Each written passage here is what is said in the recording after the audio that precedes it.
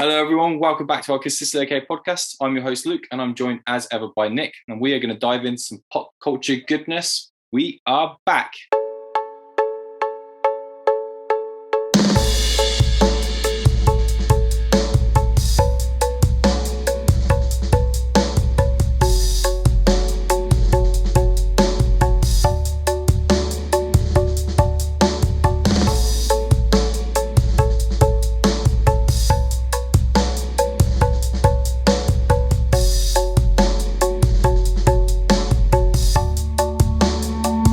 Everyone, we're back. We're doing the podcast, Consistently OK podcast. We are back. Season 3 is here. I'm Luke. Nick, how are you? I am all good, man. It's been a minute. We've a lot's happened since we've been gone. I was thinking about it earlier on. Like we've literally gone through a change of the monarch in the UK. Yes, which is nuts. That's happened. And about 80 million prime ministers. So it's not much. Yeah, not much important then. No, more importantly, though, there has been. Go for the Queen. Yeah, but yeah, more importantly, there's been a ton of pop culture goodness, wonderful news. Our Monarch podcast will be launching soon. Okay, loads. We've had a good break. Various things on my end. I've grown up and things have happened. But hey, we're back. Have I? No, don't know. But we're back. Yes, for a consistently okay time at least. So we're going to start off our first episode back with just catching up on all things pop culture because it's very important to, for us to discuss it, Nick. Yes. And for everyone to hear us discuss it because that's what you're listening for. Yes. And we're also going to do some in-depth episodes as well, which, I don't know, maybe you want to tell everyone what we're going to talk about, Nick, on our in-depth episodes, which are coming up. I think at the end of season 2, we said we were going to cover the View Askew films. And that is still the intention. We're still gonna do it. Clerks 3 is out. So for anybody who hasn't seen it, I think you can get it digitally now as well. But if you're in America, digitally, yes, you've got the wonderful opportunity to go and see it with Kevin Smith on tour, which I think would be awesome. But yeah, we'll get to the wonderful Clerks 3 as we work our way through View Askew. But that will be our in depth for this season. Is talking all things Jay and Silent Bob and those wonderful people. It's fantastic. It's Why great. Would you want to talk about anything else? Yeah. So those will be coming up. We will say at the end of this episode when we'll be launching those ones. But let's get to the nitty-gritty of pop culture life. So many things have happened, like you said, Nick. But should we start in a very happy place? Well, I think it's a happy place, which is the new Star Wars series, which is at the point that the masses are listening to this episode. There is still a few episodes to come because it's a long old series. It's not just your average recent MCU TV system with like some 30-minute episodes or 40-minute episodes over 6 episodes. So it's 12 or 13. This is, isn't it? I think it is 12, and we've just seen episode 6, 7, 6. As per usual, even though we've been away and you'd think we would have done plenty of research, we still just, keep it a consistently okay level. We don't want to be too on it, but we also don't want to be looking like twats. So it would weird people out. I think if it is we came into this with research, though. Like if we were it's not our style, it's not our thing. Throwing things, it would be weird. Otherwise, it would be the Bloody Great podcast, but it's not. It's the Consistently Okay podcast. Exactly. So I think it is 12, and it's going to be set over 2 series, and it's going to lead into Rogue One. And Rogue One, as we all know, is the best Star Wars film, right? I probably said something different when we recorded our Star Wars podcast, but I feel like it's on par with Empire. I think. I don't know if it's as good as Empire, but it's. I think the last scene in Rogue One is the best Star Wars moment in a film ever. Yeah, that is so pretty great. Yeah. So, and this series, so we'll just dive into Andor then. That's where we are. So, I think it reminds me a little bit of the Book of Boba Fett, with the fact that it's quite a slog in terms of it's taken quite a while to get there. But because I know it spans over several episodes, like I'm very invested in this, almost the first half of season 1, because obviously they're finding their rhythm with a bit, and it's started to pick up now. So where we've left off, and always spoilers in these podcasts, Yes. is the last thing that happened is that he has gone somewhere. Where did he go, Nick? Home? He went home. Yeah, he did go home. He went home. He spoke to his adoptive mother, and he wanted her to come with him, and she said she's going to stay, and his little cool robot was like, I've missed you, buddy. Yeah. And he's just essentially on the run, and he's having these flashbacks about stormtroopers and all sorts. I think it's going to end strong with the last few episodes. I like everything going on with the bad guys. What's the main guy's name? God, we really should do a little bit of research at least, shouldn't we? I mean, it's a rocky start, but again, it's fine. The Imperial, those guys, like, it's all very God, it is the Imperial, isn't it? People are going to switch off if I get that wrong. And go, the Imperial, like, it's all very planned and like, pretty hard on everything, and it just looks like it looks like a shit job. Like, I don't want to have that job, but they like their jobs. They're very is the word bureaucratic? Sometimes it's really hard. But just if anyone is new, I live in Norway, okay, and I speak Norwegian quite often, even though I try to avoid it. So sometimes English words, they just pass me by these days. And it's I like that thing. Like, they're not big villains, it's not like a Darth Vader or anything like that, or a Palpatine or that sort of stuff. It's the working man, doing a 9 to 5 for the Imperial. So I like that stuff. Or is that lame? Is it lame to like that? They're just no. I think that's part of it. Like, I was thinking about this, and I think I said it to Charles when we were watching it. I feel like this is the most world building Star Wars they've done. That's it. It's world building, isn't it? It's just it's answered so many questions behind the scenes. That I didn't know I had as well. And I can't remember. I was reading something or listening to something the other day where they were talking about Andor, and they said one of the things that it's done, which is really interesting, is that it's shown how the Empire work. That they've sort of said, what is it? If it's one atrocity, everyone goes crazy. But with the Empire, what they do is they commit multiple atrocities so that you can't go crazy because there's too many. There is just too many to keep hold of. And I think that's what this show does the most, is that it shows you like all of their scheming, and like the people who are just very ground level of like agreeing to this and like setting it off. And that's, in a way, it's kind of created the scariness of the Empire, that you're kind of like, wow, these people are really making these decisions. And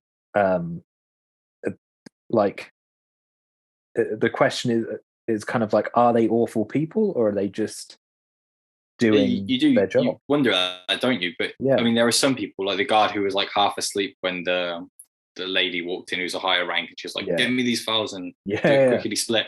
And he just seemed like a guy who, just, handed in his CV. Parents were like, "Get a job," and he was like, "Oh, get a job at the Empire." Like, yeah, that'll do. Pay your bills, and then, but the ones that are higher up, they generally seem bad, don't they? Already seen some shit, and they know exactly what they're doing. But you get the sense that there are people that don't really know what they're actually working for. That's the crazy thing. I like it. It has just put the Empire in quite an interesting position, where it was just stuff that I'd never thought about. But there's loads of that as well. Like in the opening, the like weird, I can't remember what they're called, but they're like the security firm. That Andor ends up killing 2 of them. That group of people. It's stuff like that where it's like external people to the Empire who their way of life has completely shifted since the Empire took control, and you can see where there's these people who are very much like in line with the Empire, where they're like, you have to quash any like sign of rebellion, any kind of talking back, you have to rule with an iron fist. And then there's other people who are like, I just don't want the paperwork. Like the guy who at the start is kind of like the leader officer and that, who's just like, brush it under the rug. I've got to go to a meeting. Yeah. Stuff. And then you've got the other guy. He's good as well. Not that guy. The guy who is uptight. I can't remember what he's from. He was in a show a while back, a BBC one. His name's Kyle Solar. Okay. I don't know. But he's very good in his role. The guy he wanted to do everything by the book, and then obviously it fucks up because he tries to do it by the book, and then he goes off the book because he's like wants to get his way, and then it all goes wrong. And I love the fact as well that his essential, the captain that worked under him, he was the one who was saying all the right things, but then they had that big meeting on the ship and it was like, give a speech, and he's like, do well. And then the guy was like, brilliant, fantastic speech, really good for the morale of the men, and all the men were like, this guy is going to get us all just fucked, fucking killed. I really like that stuff. I like the I said as well to Charles, I think after like the second or third episode is like the most adult Star Wars, in that it's probably not far off of like a Scandinavian crime thriller. Like it tonally, it doesn't feel too dissimilar to like if you watch a lot of those Scandi kind of like murder shows. Where it's like do you watch a lot of the Scandinavian murder shows? I've watched a few. But where you've kind of got the like bureaucratic sense, you've got the people who are kind of like, this needs to be done, this needs to be done. You've got the detectives who are like, we're trying to figure it out. And then at the same time, you've got this other mystery and the town and all this stuff. Andor feels a little bit like that, where it's just kind of like all these moving pieces. There is a lot of moving pieces, isn't there? I think there is quite a lot, because there's a lot of sub characters as well, which had a very tiny bit at the beginning, and now they get more and more layers to them. There is a lot of subplots. I've noticed throughout, there's a lot of people that were characters at the start of the series that just had little bits here and there, and then they've grown more and more into their roles. So at the moment, there's I can't remember her name. I know it's a pretty big name in the Star Wars universe, though, but she's working against the Empire in secret. She's the one who's visiting Sassad's character. Yes, that's the one. And her role's got bigger and bigger, especially in the last two episodes. It's kind of like grown. But what I like about it, and I'll rally back everyone, I'll come back, circle back rather, is that they seem to not drag.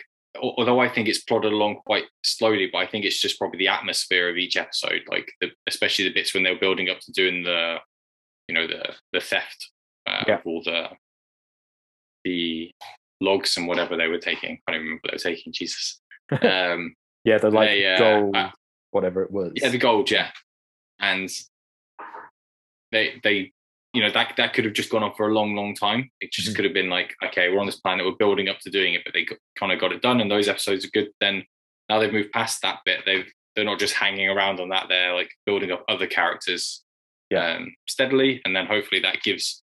Because I think a lot with these MCU shows, I know we said, and this is a little bit off the point, but they do well at just quickly throwing like your Moon Knights and your She-Hulks and stuff into it, but then it doesn't really get to like the action properly until these last two episodes.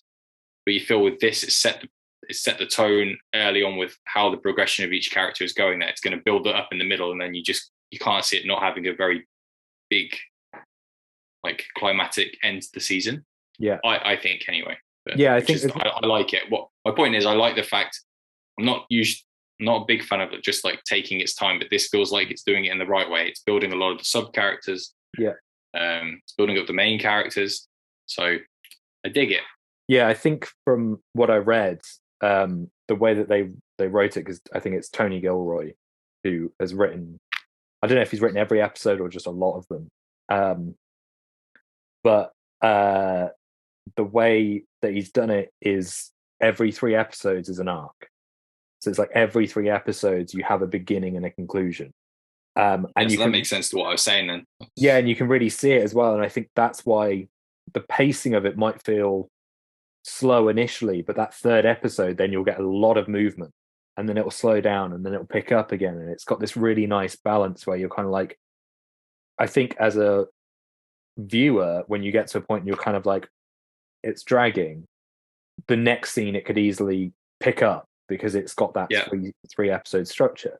So that was all different. Also, was different about the book of Boba. Yeah. BB. Boba is Baby. I point out again, I am a Star Wars fan, but I'm not like a big time Star Wars fan. So forgive me for character names. Test me on Marvel though. Put you all in the dust. Is that did really drag out for a long time. Those walking across some sand, and then he's not, and then it picked up in the last bit, which felt very MCU typical with these shows. But yeah, this one, now you've said that about the guy who's writing it, it's it does feel like that. It feels like there's a beginning and an end, and then a beginning and an end, and it's taking some characters from that first arc and then giving them a bigger bit in the second arc. But everything's progressing nicely. And I'm interested in all the characters, like Skarsgård's character as well. He's kind of like, he's making these deals and stuff, and he's again hiding from the Empire, but he's out in plain sight doing his dealings and everything, and acting like he's just like an antiques dealer or something. An antiques dealer, with a wig on and everything, which is quite ironic for him because I'm pretty sure he's a nudist in real life. So the fact that they're actually making him put on more clothes and thick hair is probably tough for him. The only thing I found a bit odd is I'm watching two shows. Sorry, I'm gonna just say this now because otherwise I'll forget. Is that I was watching two shows side by side. There's an excellent show called The Bear. Have you seen it? Yeah, no, I haven't. I looked at it. So good. I started The Old Man instead. Oh yeah, so we got that to watch. But I highly recommend The Bear. And there's an actor. He's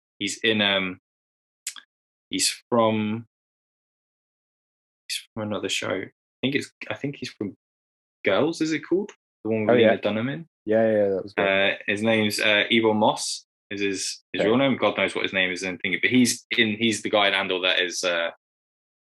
He's the one who points out that. He's the guy who's like, we could just take. He suspects him, and then he wants to take the money in the end and everything. Yeah. But he plays he plays an arsehole in The Bear as well. But just we were finishing one episode and starting The Bear, and he was there again. I was like, this guy's haunting me. It's like he's done really well for himself all of a sudden. Sorry, what were you going to say? I just wanted to say that was something that was going on whilst I was watching it. Yeah, I was just going to say that like that 3 episode arc thing, I think like really hits in the heist episode. Like I felt like there was so much build up from them being in this like woody section and like learning what they're going to do and the trust issues and all this stuff. And when that heist kicks off, it's just so fucking intense. And it's like a whole hour of it as well. It's not like it's 20 minutes. It is basically the full hour of, God, this is really intense. And I think it was quite impressive, especially knowing as an audience that Andor gets out because he's in Rogue One. Obviously, you don't know what happens to the rest of them, but you at least know that Andor makes it out. And I always think that's hard with a prequel when you put them in a situation where it's like, well, obviously they get out. But I think this has done it in a really interesting way where you're kind of like, you're just so involved in the moment of it, and everything that kind of goes wrong, or like if a character's like when people figure things out as it's happening, you're kind of like, oh fuck.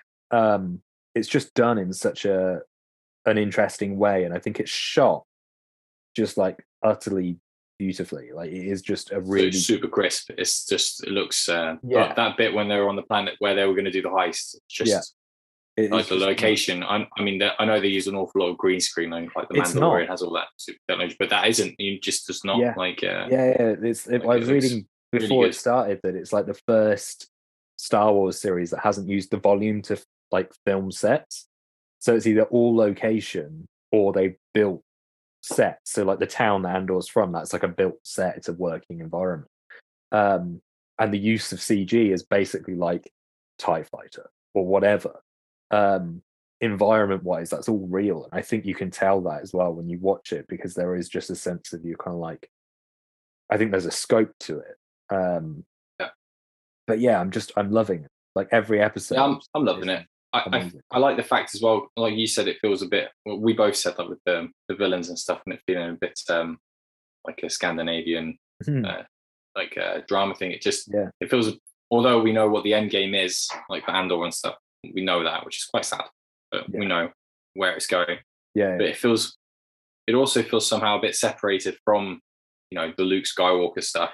Yeah. Like the Force. These other, nowhere near like this. the Force is, it's in the background, isn't it? Like obviously Book of Boba and Mandalorian and stuff. There's like links and Luke Skywalker's in it and everything like that. But this just feels like this is, and I think that's why I liked Rogue One so much. Yeah. Because although there are obviously links to like Darth Vader and stuff like that, and towards the end, and it's building towards the Death Star stuff.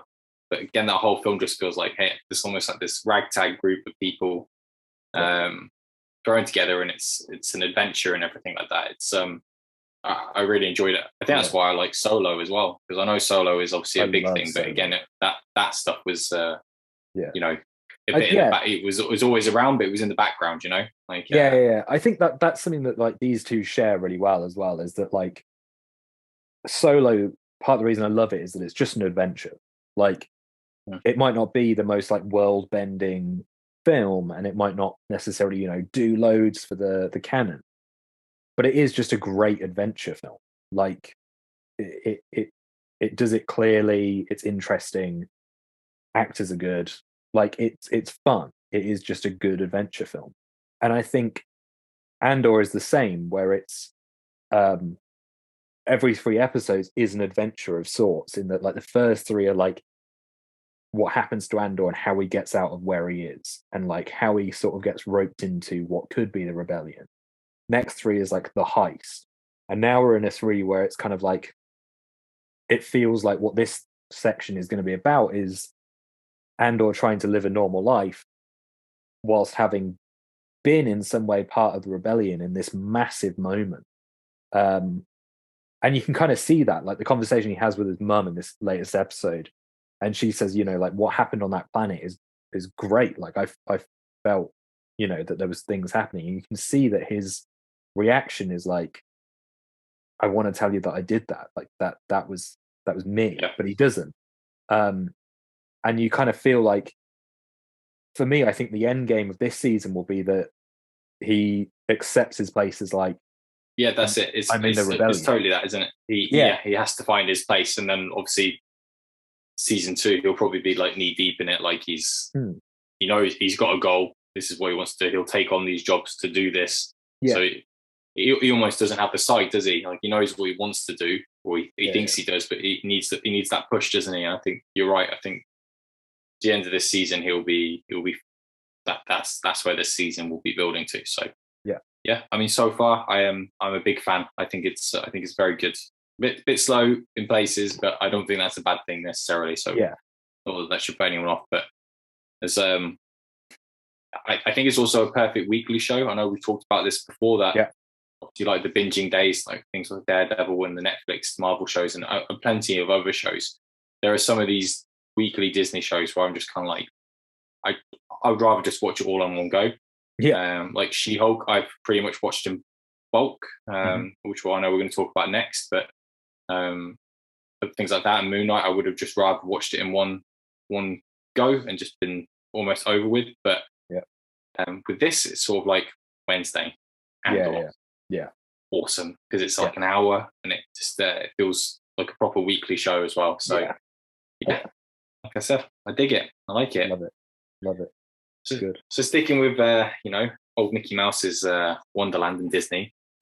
I guess we should just touch upon some of the MCU stuff, because quite a lot happened while we were on our hiatus. We had San Diego Comic-Con, and we had the Disney Expo, and then we had all of that changed. So a lot of changes.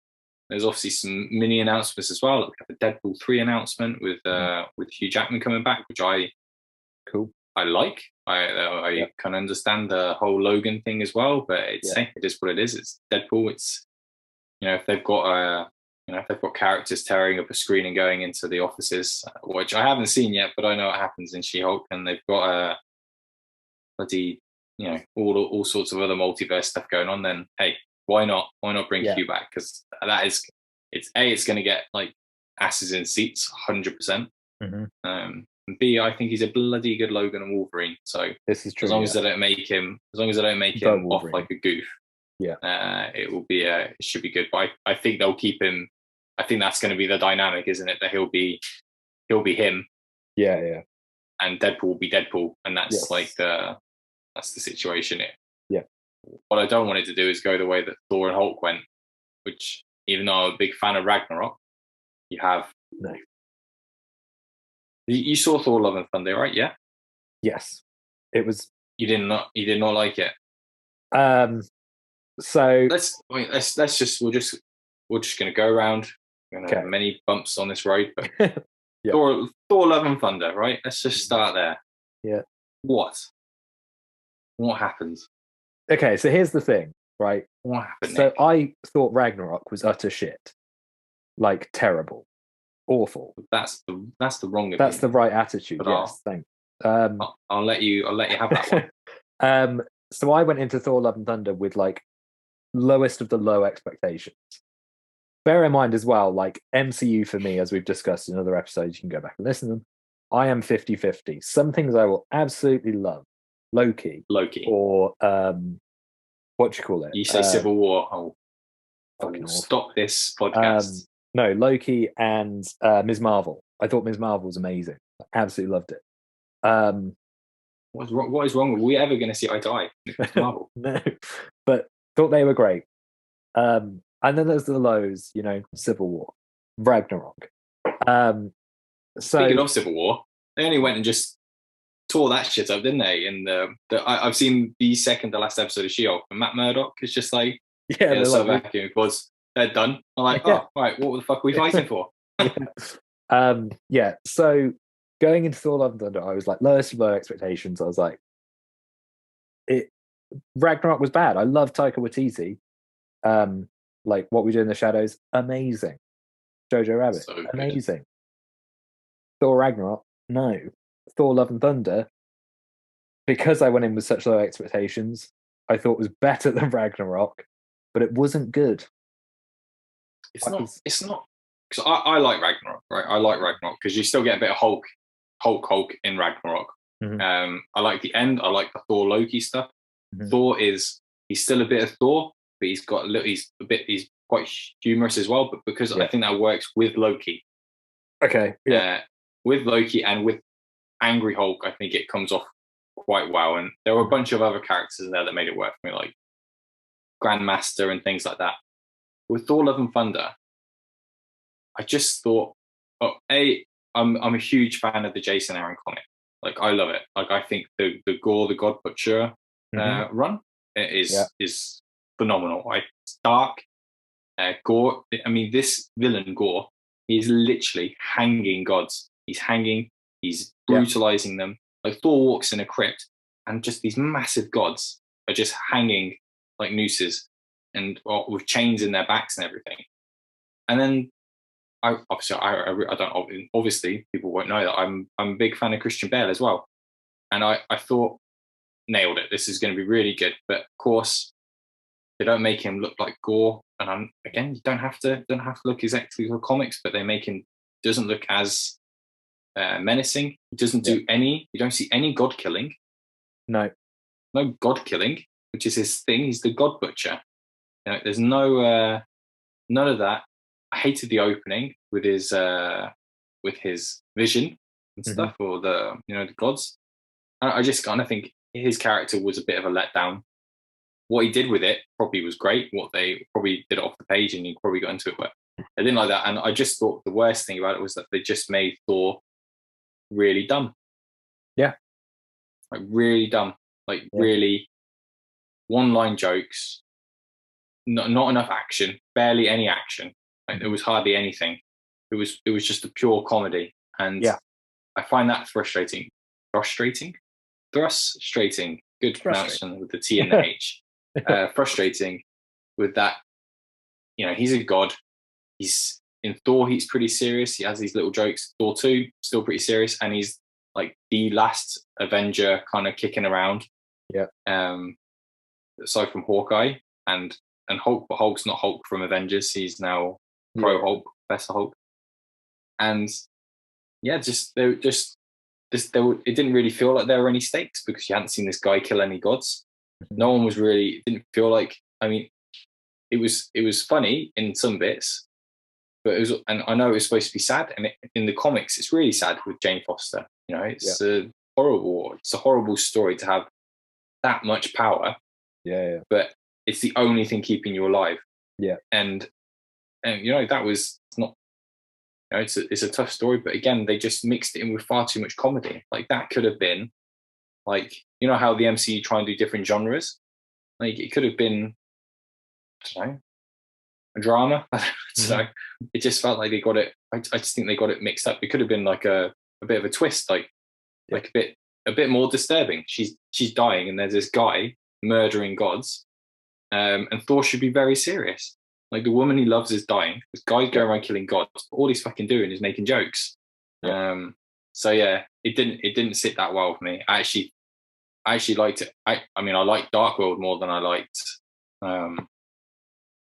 Love and Thunder, which is probably a bit of a bold statement, but you know, I didn't hate Dark World. It's definitely not one of the best MCU films, but I think Love and Thunder just kind of emphasized what you and I have messaged about, that Phase 4 in total has been a bit of a bit up and down. As such a big Marvel fan, like I didn't enjoy Miss Marvel. I can see the potential in the character. I didn't enjoy it that much though, and I was very shocked when you told me you were loving it. It's like this does not feel right. But then there have been plenty of highs. Like loved Spider-Man, loved Loki. I feel like they've done a lot to build a lot of stuff up, but I also think they've kind of neglected to keep on top of threads. And I think there's plenty of missed opportunities. Like Loki is like the centerpiece of that whole phase, and probably what's building into Phase 5. And they just, you know, not bring him into anything like Doctor Strange, Spider-Man, to not have that as its core thing. And then they've just, you can read all the theories, like with the timeline, like does Spider-Man come before Ms. Marvel? Does Ms. Marvel come before Spider-Man?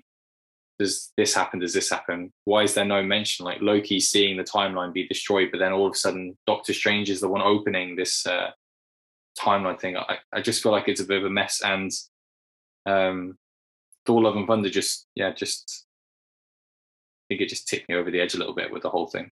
I'm really rambling, but I really just was so disappointed in it because I did like Ragnarok a lot. And I just find it hard. How do you get a character like Thor back on track? And seeing that he looks like he's probably going to be around for another few films, like how do you? That's what he was good for, because he had these tiny bit of comedic things. You think about like Age of Ultron, where they're trying to lift the hammer and just have like a couple of lines every now and again. But when he needed to be serious, he was serious. And then now he's just a goof with a kid, you know? Yeah. I don't even think the kid thing is that bad of an idea. Like, I don't get it, but it's almost like they've all grown up really quickly. Like they've all got kids all of a sudden, and there's younger versions of them coming out. I know these actors and actresses can't do Marvel films for the rest of their lives, but I don't know, just weird. I don't know, but like I said, they've done some bits right. Like I don't think Multiverse Madness, I thought it was good as well, and I liked Shang-Chi. Shang-Chi was great. I don't think it's been a terrible phase. I think it's probably been the weakest phase, but they've definitely focused more on the TV show side of things, and I get that. Like I get what they're doing. They're trying to build up these characters so they can inject them in quickly. So like if Moon Knight wants to show up in a film, you already know who Moon Knight is. You don't have to do the backstory stuff. Ms. Marvel was in the Marvels. You don't have to do her background story. She's Ms. Marvel. She doesn't have to just turn up. You're doing the legwork, aren't you? So, you know, you get a little bit of a taste at the end of the show of what they can do. And then boom. If Moon Knight wants to show up in Thunderbolts, you can show up in Thunderbolts. I think it's just that Phase 4 has just felt like there's no it's not so much even that, it's just like there's no care for like the details that make it interesting. So like Ms. Marvel, the thing that I really liked about it was that they threw in a lot of things that they didn't have to throw in. And that is what made it interesting to me. It was the same with Loki. Like Loki was, you could easily just do a Loki show where it's just him fucking around. But they decided to weave in Kang and it be like, here's a character who's not necessarily taking things seriously because he's a bit of a goof, meeting basically like what could fuck everything. Gel those two together and you get a really interesting concept. And then on the flip side of it, you've got shit like Falcon and the Winter Soldier, which was one of the worst things I've ever watched. And I wish I could get my hours back in my life from watching Apart from Zemo dancing. Yeah, it was just the whole thing was just awful. The villain. There were some all right bits. There were some good bits of Falcon with Soldier, but a lot of it felt pretty tedious. Like it's just it just didn't do anything. But that's the thing. That's what I'm trying to say. They're trying to. I'm sorry, I'm interrupting you, but their build. Right. That's the thing. They wanted to get Sam. Yeah, to Captain America, didn't they? Yeah. And they wanted to do an arc for Winter Soldier. So oh yeah, you need to clear this head so you can move on to this. They're trying to get a lot of things. Phase 4 for me is like a huge, just setting up Phase 5. It's like a bunch of end credits, but as a TV show or a film. That's what I kind of. It is that. It is essentially like we need this character here. It doesn't really matter what the quality of that is because it's about those last 5 minutes. But that's what bugs me so much is that it's like TV is at like such a high quality bar. And I feel like what they've generally churned out for the MCU shows is like lowest of the low, but give you a 5-minute end bit where you'll be like, that was cool. But but that's it, isn't it? Yeah, but it's generally awful. Like it is just like Moon Knight. I absolutely love Moon Knight as the comic. Like Jeff Lemire's run, gold. Max Bemis's run, gold. The series, pretty shit. Because they basically were like, we can't do an R-rated, so let's just do this. I think they've just gone for too much. I think they've just gone for too much comedy. Yeah, that's why Shang-Chi worked, because Shang-Chi kind of felt like one of the original Marvel films where it's like, there's going to be some one-liners, there's going to be a bit of jokes, and the comedic presence in that was obviously his friend, and she was, when I saw the trailer, I was like, she's going to drive me nuts, but she was actually really good. Yeah. I just think they've got so much going on now that they need to take it back seat, and I think that's the one thing that I feel positive about as a big Marvel fan. I don't think it's all awful. Like, don't for a second. Like, I think there's good bits in every single show. I think there's some good bits in Ms. Marvel. I can't deny I didn't wet myself when the little X-Men theme popped up at the end. That was cool. I think there's some good bits in She-Hulk. I think there's some good bits in Moon Knight. There are some bits, but I think they're almost overdoing the comedic sense of it, and they're just thinking like, this will be good and this will get, like the end of She-Hulk. Like I haven't seen the end of She-Hulk yet, but I know she talks to a camera called Kevin, and I know she breaks the fourth wall, which I found a bit of a struggle during this show. It's one thing with Deadpool doing it, but it's kind of like, I don't know, she does it in the comic, and I think comic is great. Dan Slott's run is really good and everything, but it just feels a little bit out of place because it feels like there's no seriousness to it, Like, you can't have her in the Avengers and then her turning around during Endgame and being like, oh, like, I'm going to go and fight Thanos now. It just wouldn't sit right. It works in her own series, but again, I just don't feel like how I take her seriously going forward. It's almost like flipping off the audience and people that do, like, she says some stuff at the end, right, about X-Men and everything. It's like, I just don't think like that's needed. Like, why is that needed in She-Hulk? Nick, why? Tell me why. No. You come to the wrong person to explain the MCU, considering how much disdain I have for the majority of it. Because I just feel. But then I look at the lineup and I think about the good stuff from Loki and everything, and I've just seen, it's going to be weeks old now, the Quantumania trailer, and there's heavy on the Kang. Well, not heavy on the Kang, but there's a bit of Kang in there. Jonathan Majors as Kang is going to be awesome. Yeah. But you've got like Ant-Man and Wasp Quantumania, which I think is going to set the tone for being a bit darker. Going forward, I think Phase 5 will be pretty dark. I think Secret Invasion has got such a good cast, and I think that's going to be, even though it's about Skrulls, I think it's going to be quite grounded. It's like a thriller by the looks of it. Guardians of the Galaxy, you know what you're going to get, although neither of us were that fond of Volume 2, but I really like Volume 1. I just thought Volume 2 was basically just a copy. Yeah. But I think that's going to be the end of that trilogy, and I think it's going to go on a high-end set quite a lot with Adam Warlock and stuff. Yeah. Echo, I'm in for, because I love Wilson Fisk's Kingpin, and I love Charlie Cox's Daredevil, and they're both going to be in it. So I've got time for that. If it sets up some stuff, like rumors are it's going to set up Spider-Man and Daredevil being in a film, like the Spider-Man 4. Fine, make it work. Loki season 2, Marvels I'm up for, even though I wasn't a big fan of Ms. Marvel. Blade's got its issues now. Yeah. Ironheart could be good. that Ironheart could be good if some of the rumors about that are true, and it looks like she's not just like from the trailers for Black Panther Wakanda Forever, which I think will be a very nice wrap up to this phase. I think it's going to be a big thing to wrap it up. I know you're not a fan of you weren't a fan of Black Panther, am I right? Yeah, you were a fan of Black Panther. No, I thought. No, you weren't a fan of the trailer. You've seen the trailer for Wakanda Forever, and it didn't do anything for you, right? Yeah, so the first film was effectively that. I was just middle of the road on it. I was like, it's not, the worst thing in the world, but it's also not great because it is just basically every other Marvel film ever. Yeah, I like Black Panther, but I think Wakanda Forever will do. It's the right film to end it on. I think, Daredevil again, Born Again, which is a longest series, which is great, and then you've got New World Order, Captain America, which I think it's a bit of a weird ending with New World Order and Thunderbolts, but I assume that will get shifted around anyway. And then you've got Deadpool in there now as well, or is he in Phase 6? No, he's Phase 5. I don't know because it's been moved.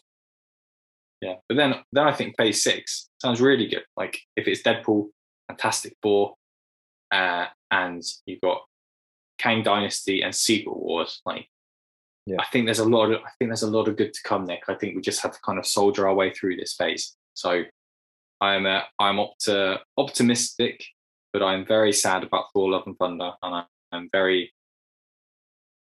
I don't know what I expected from She-Hulk, so I don't think I'm disappointed. I don't know what I expected.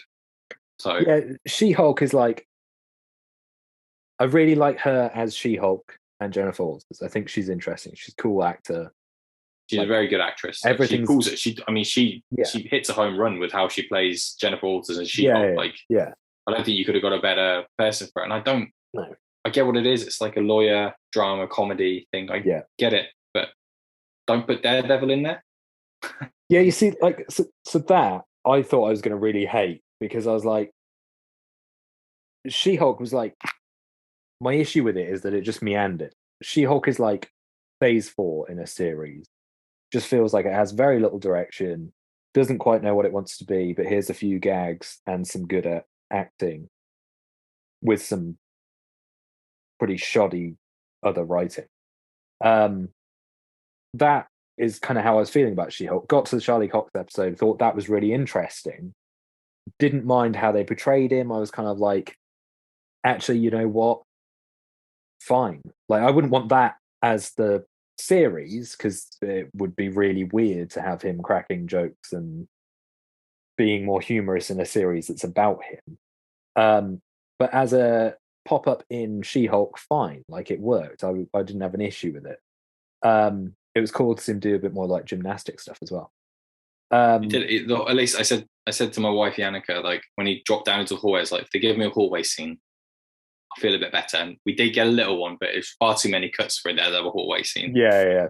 And also then She-Hulk just arrives and did She-Hulk, and she said She-Hulk smash. And I was like, get out. Yeah. But the finale is the thing where it like really aggravated me because for a series which I felt like was meandering and wasn't sure what it wanted to do or who the villain was or like why this story is being told, like what is the reason for this story, like what are you trying to say with it, what is the character doing, and you get to the end and effectively it's we think this is really clever, break the fourth wall and have her decide the end. But what it does is it like invalidates the entire fucking series because you go, if she decides that then, why didn't she decide it in the first episode? Why didn't she say? How could she not decide things in the future? Yeah, like if you introduce. Did she decide that Hulk has a son then? Not that bit, but kind of the rest of it. It's like, pick this, pick this, pick this. That's who's going to be there. That's what this ending's going to be. And it basically is right. She's not like they set up one thing. She's not happy with how it is. She leaves, sets up what it is. And I just kind of comes back into it. Yeah. Once she's spoken to Kevin, she sets up how it. But the thing I find infuriating about them more than ever is isn't there a bit when they actually talk about Wakanda Forever? Possibly, I can't really remember. And they say like we've stopped working on your stuff now. We're going to work on the special effects of Wakanda Forever. I'm like, that just makes it feel like it's not. Don't get me wrong. I know Wakanda Forever isn't real. Yeah. But it makes it feel like, well, you're almost. I don't know. I don't know what I think. I just don't. I don't agree with that. There's breaking the fourth wall and talking to the audience like, hey, Matt Murdock, he's cute. I'm going to go and get me some. But then there's breaking the fourth wall and just, you're right. It's like you're trying to be clever. And it's clever for a few minutes and the critics are loving it, but it's not. Yeah, it's just, it feels like one of those things. It just feels odd. It just feels like you're just digging yourself a hole. Yeah. It just, that was the thing that annoyed me the most, is that like I got to the end and it didn't feel like the character had a journey, because ultimately the character decided what the journey was. And I thought, well, if you're having a break the fourth wall and she decides what the journey is, then why didn't she just do it like, why does this series exist? What like, what is the point? If you have that ability to say, no, I don't like what you've done with this ending, I'm going to change it myself, why would you have a whole series? Unless you were clever enough to, at the start of it, say, this is my series and I'm going to tell you a series about how I get from A to B. And then it's her story. She's the one writing the story. But you don't. What you have is like this, a few quips at the end of most episodes, like, is this where the story's going? And then she writes her own ending. And I just, it just aggravated me. Because I'm gonna have to see it, obviously. I mean, I know quite a lot of what happens because it's been a bit of a gap in between when it was released, but I just already know it's probably not going to sit well with me. Although, like I said, I didn't think the series was that. There were some bits of it that I thought I'd hate, like the drunk lady, who I actually thought was Madison. Oh yeah, I think her and Wong, when she kept calling them Wongas and stuff, I was like, it's terrible, but it's a good terrible. Her talking about being with a demon. I'm like, oh, is that Mephisto? Is that the first teaser for Mephisto? Because he's been linked with Sacha Baron Cohen to be that role. But I don't know. I feel like it's one step away from like her breaking the fourth wall in a major film, and then like Kang looking into the camera and being like, "Who the fuck are you talking to?" Like, that's stuff that I don't. It just doesn't sit right with me. But one thing in the comics, because it's just you in the comic as well. But when it's like a big thing, it feels a bit weird. But anyway, I'll watch it. I'll let you know next time we do our pop culture episode what I thought. But it's the whole phase. To wrap that up, it's been a bit up and down for me, and as I said, I'm very optimistic about the future. I'll always give all this stuff a go, and I'm very excited about Wakanda Forever. I really like Neymar as a character. I think he looks good, and I think I think it looks like it's going to be a good film. So I really enjoyed Black Panther, and I'm up for Ryan Coogler to see this one hit home run. Hopefully, he's going to do big money, sure, no doubt. I'm indifferent, isn't he? I just like, they've got things coming out which I'm intrigued by, but I'm not necessarily like, oh, I can't wait. I'm just. But I mean, you're the guy. You'll watch. I mean, you and I both watch a lot of things, and we, comics, music, things. We'll try different things, and we'll always give things time of day. I'll give anything. Like if like Black Adam is getting pretty negative reviews. From things, I don't trust a lot of critic scores, apart from critics that I know have an affiliation for the genre, like like Empire magazine, for instance. There's a lot of people there. They do a very good podcast, and they're all big fans of comics. But I'm sure there are people that work at that company that do not like superhero films, and they would give a superhero film a bad review. You've got like quality reviewers on YouTube and podcasts and things that we're associated with that give very good reviews, and they're not biased though. They will give it if it's not great, they'll give it a negative review as well. But there are some critics that just don't give a crap about superhero stuff, and they're just like, it was just loud, 1 star. But there are audience scores as well, and I know there is this whole like cancel culture thing as well, but Black Adam had none of that. There was no reason for it to be that, and it's been up and down. looks like reviews, but I'd always give it a chance. Like, it's like me watching Venom, Let There Be Carnage recently, where awesome. you forewarned me about it, but I was like, I'm going to watch it. And you know what? It was not good.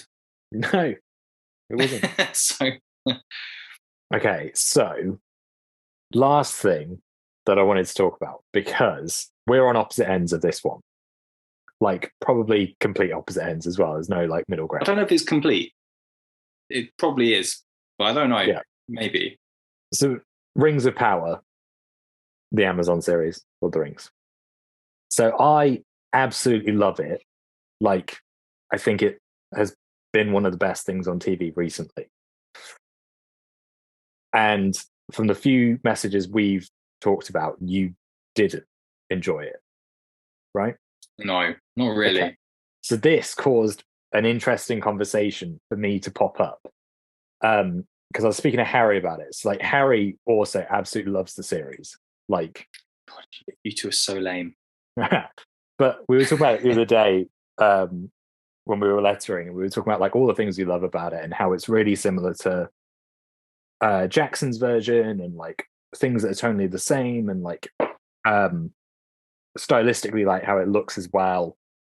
But the thing that I thought was the most interesting, right? So before it came out, I was really skeptical because the article I'd read was that they didn't have the rights to the Silmarillion, which is essentially the Second Age, and that is what they're adapting. All they had was Lord of the Rings, Hobbit, and the appendices, and they'd built a story from that. So I was like, could be awful. First episode, I absolutely loved. And I was like, okay, they're telling a story in their way. And what I thought about is the show isn't named after a book in the sense of Rings of Power is not any specific book. They were clear that they can't adapt the Silmarillion. So therefore, it's like an original telling of what they've got. They've told it in a certain way, and they're dramatizing it in a different format. Which raised the question for me, because obviously there was a lot of audience reactions. Some of it was to do with the cancel culture thing of people being like, you can't have a black elf, which is mental. Yeah, fuck that stuff. That's stupid. Yeah, there's loads of shit like that. And then there was obviously some other people who were very like purist, like they're not adapting Tolkien's work. They're adapting their own thing of it, right? So raised the question of what makes a good adaptation? Is it one for one? You want source material adapted to a different medium? Or is it about the tone and the feel of something being put into another medium? Because there's instances of both, right? So like Harry Potter, the films do not adapt the book very well. Like they miss out a ton of stuff, but thematically and feel wise, it's there. Like they've got that sense of magic, they've got that sense of feel. Yeah. Civil War, which we talked about earlier on, has the name of the book, Civil War. It's different. But it's very different, and it's barely a civil war. And yet that adaptation works for like you, and it worked for a bunch of other people because critically it landed. Rings of Power for me is all about that thematic and that feel, that it's like, does it feel like Middle Earth? Does it feel like Lord of the Rings? And the story that they're telling, like I read an interview with them when the finale came out, they basically said they'd love to tell people like where they're going, but they said essentially what you've seen at the moment is half a painting. So when you see the whole painting, you'll see how we've got from A to B. And I kind of think that's like a valid way of saying all of your issues that Tolkien fans have got, give us till the closure before you judge us, because I think they're still going to adapt it in the same way. It's just how people get there will differ. That will be the thing. Yeah. But then that's the adaptation, right? Like that's the thing. Yeah. So it just brought up a really curious conversation of like adaptation and what people want from the adaptation. And then I guess my kind of question that I came up with after all of thinking about all of this is like, if there was a real hardcore Tolkien fan who was like, it has to be what's in the source material, like they have to adapt it exactly, do they then apply that same logic to Harry Potter or Civil War? And if they don't, why? Like, why is it that this is the exception? Because that's sort of what it feels like on the internet a little bit. I think you're right. I think you've definitely hit the nail on the head. I think it's all right for one thing, but not all right for another thing. Like, it's all right for me to say I didn't like Rings of Power because it didn't follow the source material. But again, I don't read. It's like I said about Star Wars. Like, I like Tolkien. I like Lord of the Rings. I love the Lord of the Rings films. But I didn't go into Lord of the Rings when I was little, be like, hey, that's nothing like the book, or hey, that's exactly like the book. Yeah. You know, it's like going into Watchmen and being like, it's like I'm literally watching the comic. Yeah. On screen, or Sin City. Like, those two are very. You could side by side both of those. Yeah. I just think so. I'm surrounded by a lot of people. In the comic shop that I work in, there are some big Lord of the Rings fans. One guy specifically who you've met before at Comedy Con and stuff, called Sebastian, and he's like he's in deep, like really deep, like with the lore and everything, and he hated Rings of Power. Okay. And him and I had a conversation as well about, is it because it's not adapted exactly how you want it to be? And he said it's more than that, though. It's the language that they use. He said the only thing good about it is the way it looks. Okay. Which he said it looks very good. He says that the language is off. Characters, you're not connected to any of the characters. And yes, a lot of it is changed. And he is also aware that this is it 3 or 5 seasons? 5. 5. He's aware that there's probably a progress to it as well. And I think he saw quite a bit of it. Him and I didn't really talk about it when it first came out. But over the weeks, we started watching it around about the same time, and a lot of our views. I think he does, for this specific thing. Yes, I think he does care about the adaptation because he's such a big fan, but I don't for a second think he gives a shit about other things. You know, I certainly didn't look at Civil War as your example and think, I mean, I did look at it and think that's nothing like the comic. Like, they don't introduce Spider-Man in Civil War and then have him take his mask off. You know, they have in Civil War, Spider-Man has been Spider-Man for a long time, so it's a huge moment. But I think in Sebastian's case is that he's let down because there was so much hype about it. And I know there were people that said before they went into it that it's going to be their own sort of interpretation of it, and there's a grand picture, like you said, the half painted thing. But there were also a lot of people that said it was a complete adaptation. It is like they're taking everything from these pages, and I think he just became very frustrated with it. And I think the more he got frustrated with it, the more he wished it was something that he actually it wasn't getting. He was hoping it would be. And I see that as well. You know, it does happen all the time with like comic films and things like that. You want for something. Like, I think the way they portrayed like someone like Thanos in the films was very, very much like how he is in the comics. Made me very happy. Like, you got good bits. You got him in his armor. You got him doing various bits. But there are other characters that do not get portrayed like that. And we can all think about that with some of the DC films and everything. Like, you know, different characters. For me, what I didn't like, and I know we messaged about it, is that I don't think there was one character that I really cared about. Or that made me care. I thought some of the speeches that they had were awful. Which completely threw me out of the loop of it. Like, there were some speeches by the lady who's in the Southlands, and she's like, this is why we're going to rally together and this is why we're going to do it, but it just fell completely flat. My wife and I watched it, and I think we enjoyed it. It's something it was not like we looked forward to it, or I don't think we looked forward to it. We just kind of, like, it was Friday night and it was on, and it looked fantastic.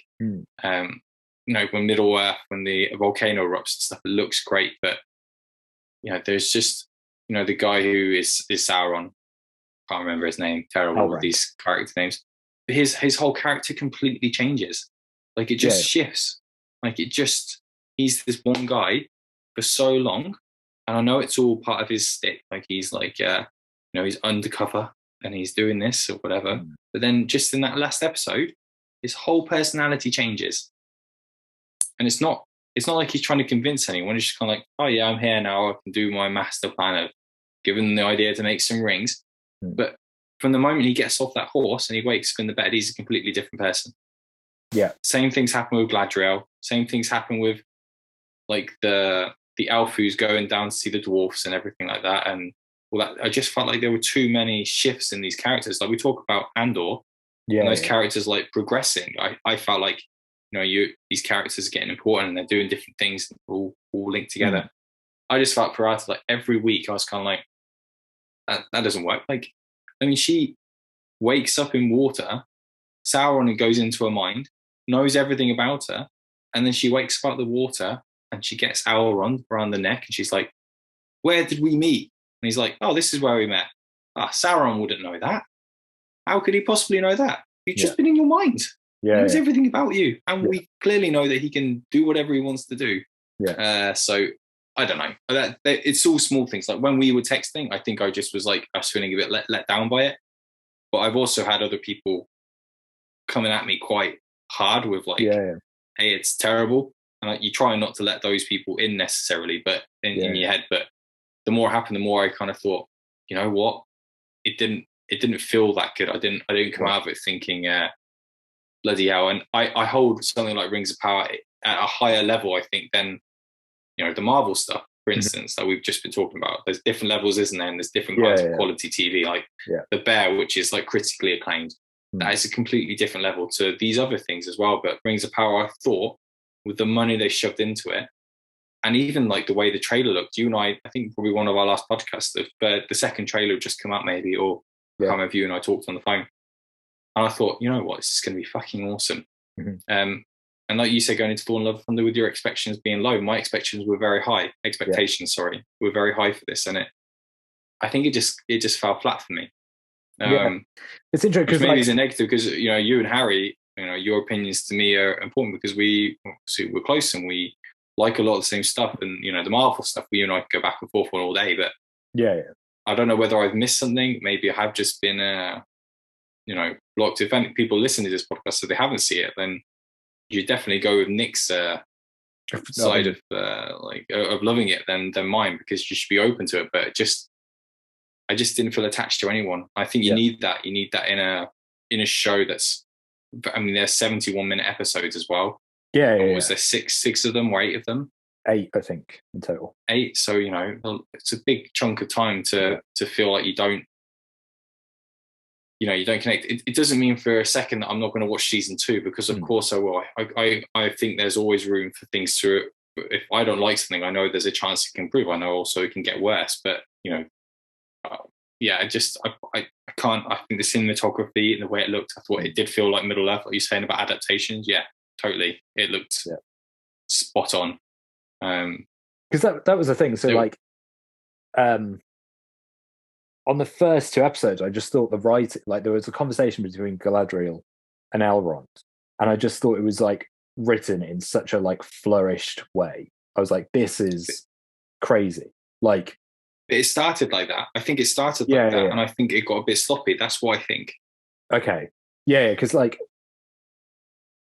those conversations, and a couple of conversations between Elrond and Durin, I think all those were hitting home. That I was like, you've nailed this.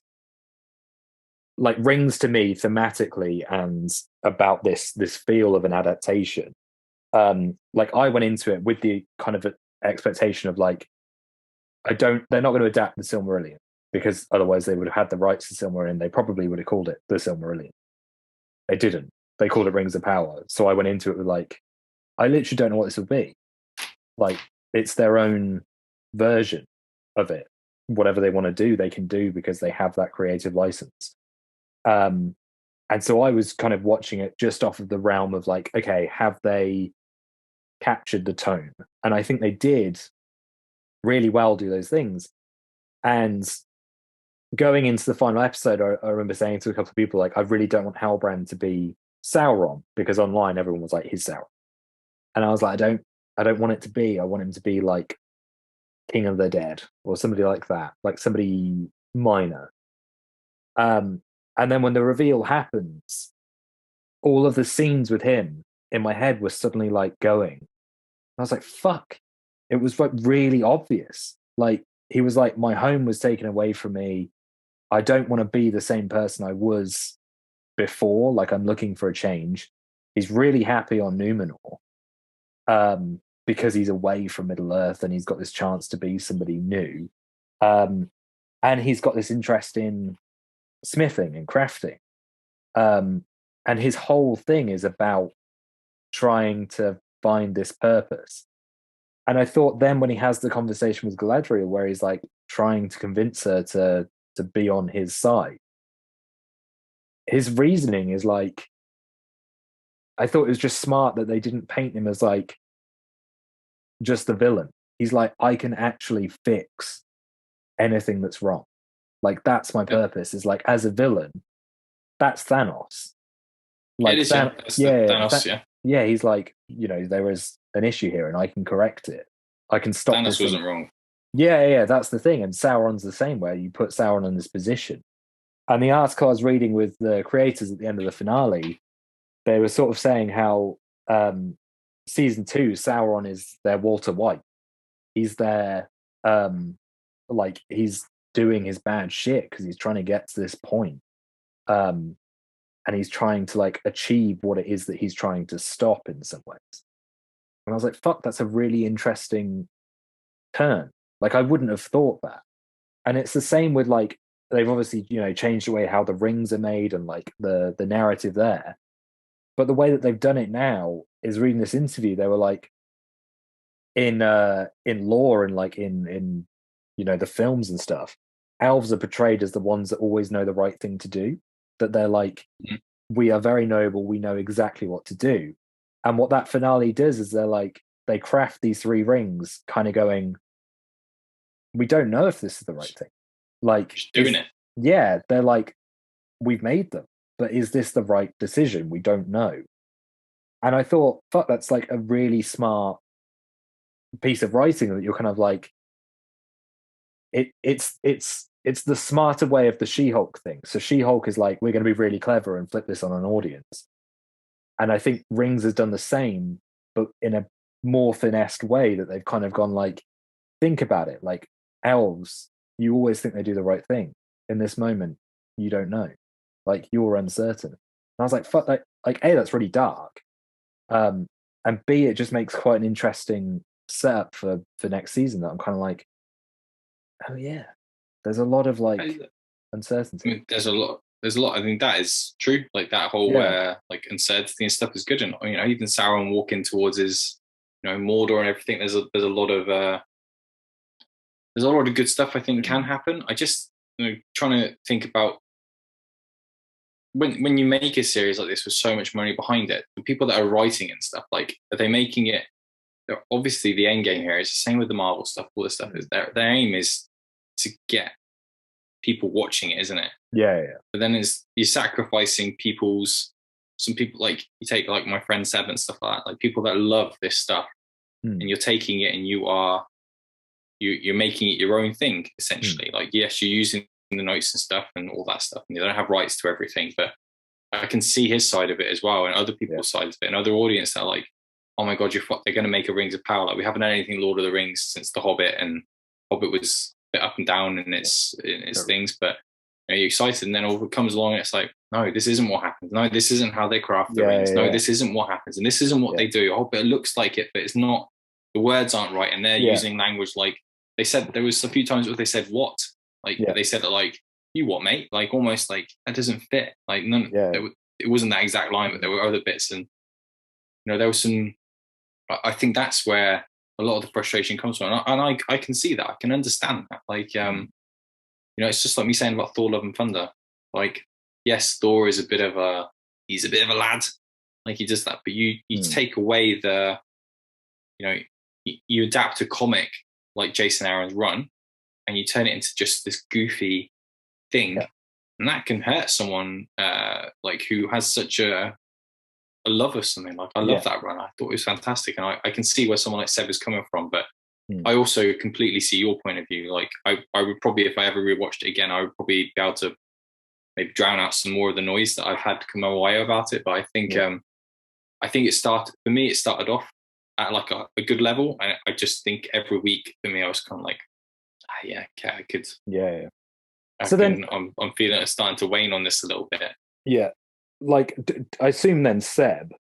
Again, I could probably ask him this at some point. Like in terms of Lord of the Rings, the film, does he not enjoy it? Because like that adapts things in like a completely different manner. Like Aragorn, completely different. Like there's loads Yeah, of no, I things. think he's definitely has his issues with it as well. 100% he has his issues, but I think he likes it. I think the issue again for him is that stuff came out when he was younger. I mean, it came out when I was young, and I'm now, I can't even remember how old I am. 36. I should definitely do my research. I'm 36. Yeah, and he's in his early 30s. Mm. I think he's just 30 actually. So I mean, he came up when he was, I don't know, he must have been teeny tiny. I'm not sure. So he's that's been something that's been around. Definitely Fellowship of the Ring, and then he's, you know, that stuff's in. But this is since those have come out, and he's watched them as he's grown up and everything like that. You know, he's fallen in love with this whole thing. So I assume his thoughts on the Lord of the Rings trilogy is probably different to this because he probably wants something different now. Yeah. I imagine if Lord of the Rings, and it will happen, obviously, it will be remade eventually, won't it? It's going to happen. Yeah. Then he'll probably be like, I want it done as true to the book as possible, or the Tolkien. So, yeah, I don't know. We haven't really spoken about this trilogy, but I imagine other people probably feel the same. There are probably people that are much older that saw that trilogy and thought, nope. Like you said about Harry Potter. You know, there's probably going to be people out there that are like, I know there are. That's like, nope, it's nothing like the books. The books are better than the films. But then there are people who have seen the films before they've read the books, and they're like, this is nothing like the film. Like, what the fuck is going on? Yeah. So I just have it in the comic shop. Have it in the comic shop. I'm pretty sure we had this conversation on podcast before, where people want to read something like the Infinity Gauntlet. Yeah. And then they read the Infinity Gauntlet, like, what the hell is going on? What is all this Perez artwork? Like, who are these mofos in the corner? Why is this happening? Yeah. Why is Thanos standing in the middle of space saying, "Come and get me"? Like, it doesn't, like, it's not what they want. They want the stuff. And I think for someone like Seb, who's so into the books, that even the original trilogy has its issues for him, but he's probably only found that out as he's rewatched them over and over again. Like, oh, this is completely different. But he wanted more from Rings of Power. I think a lot of these fans, and I think it's the amount of money that's gone into it that I think they probably could have tried harder to appease some of their core fans. Even though it's just it's fantastic that these things have been made, obviously. But for me, it's not necessarily about the lore and stuff. Like, I think they've done some characters incorrectly from what I know and what I've heard.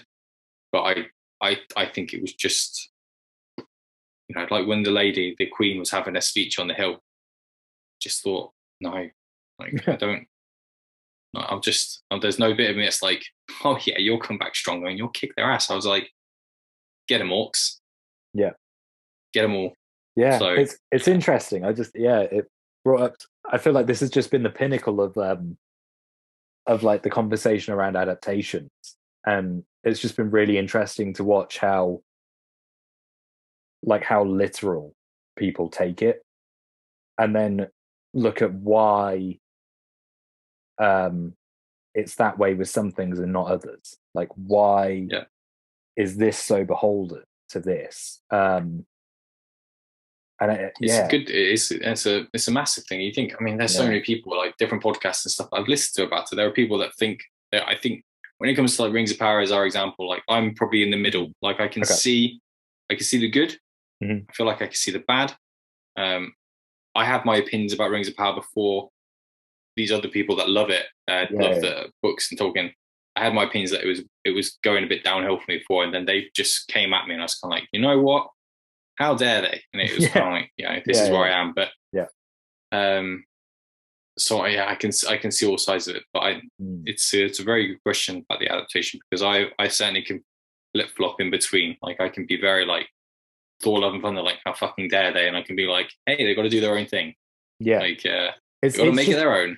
Yeah, it's just really curious. It's kind of like for me, I think it comes down to knowing what it is going in, and that's based on title and like interviews with the creators. So like Civil War, I went into thinking book Civil War, Like it's called Yeah. Civil War. And what I got was like a fight in a car park that was conveniently abandoned. And I was like, no. Airport, mate. Airport. Okay. Green screen. Which half of them weren't there. But that was what hit that the most for me, is that I was like, you've sold me on the name.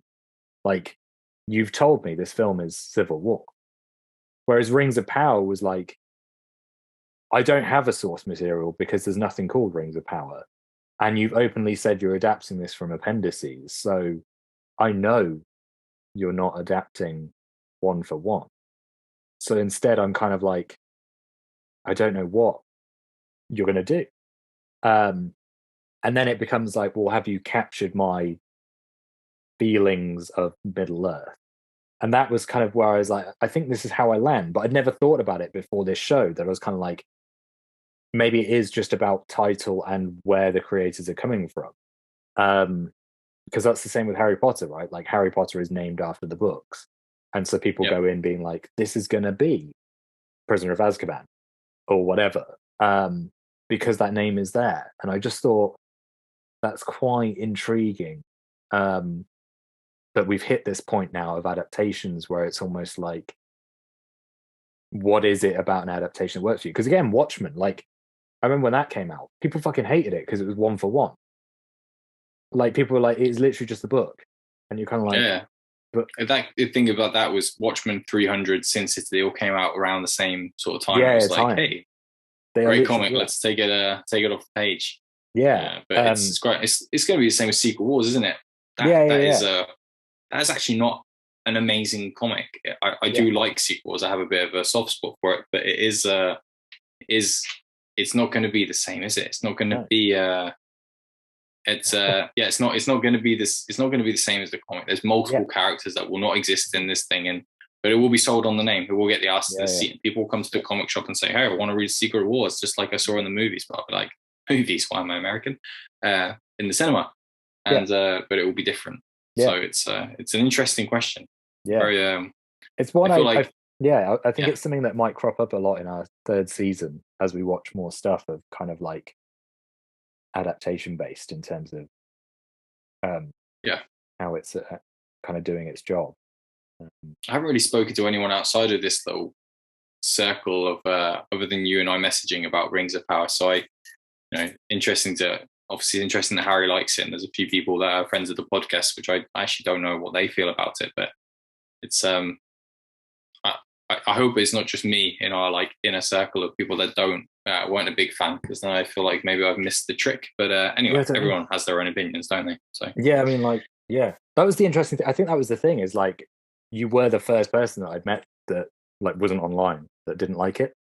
And that was the thing that kind of struck me, is like, I think after those third or fourth episodes, I think like everybody I'd spoken to about it was like, this is incredible.